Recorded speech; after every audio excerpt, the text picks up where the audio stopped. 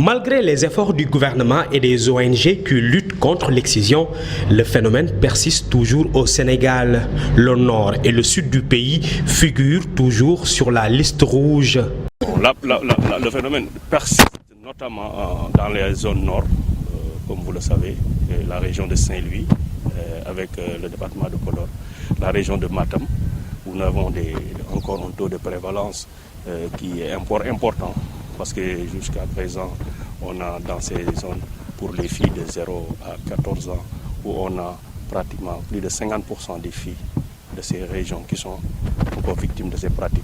Nous avons aussi la région sud, le sud et le sud-est, que ce soit les régions de Sédhiou, de Kolda et de Ziguinchor. Nous avons aussi les régions de Kédougou, de Tamba.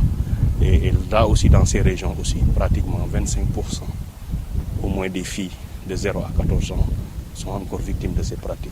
Fort de ce constat, la direction de la famille et de la protection des groupes vulnérables a jugé nécessaire d'impliquer les journalistes dans la sensibilisation.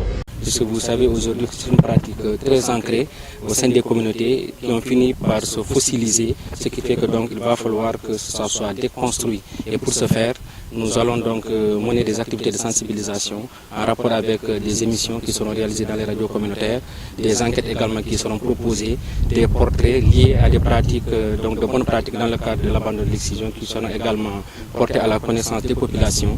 Tout cela donc pour progressivement amener les communautés à comprendre les conséquences désastreuses de cette pratique qui est ancienne parce que c'est une pratique qui est antérieure à l'islam, même si aujourd'hui beaucoup pensent que c'est une pratique religieuse. Il va falloir également à ce niveau travailler avec les religieux qui sont donc dans les dispositions de pouvoir aller dans le sens de faire des communications pour l'abandon, pour permettre à ceux-là qui sont tous réticents d'aller dans le sens vraiment de l'abandonner. À l'issue de cette rencontre de 2 jours, un réseau des journalistes qui s'occupent des mutilations génitales a été mis en place.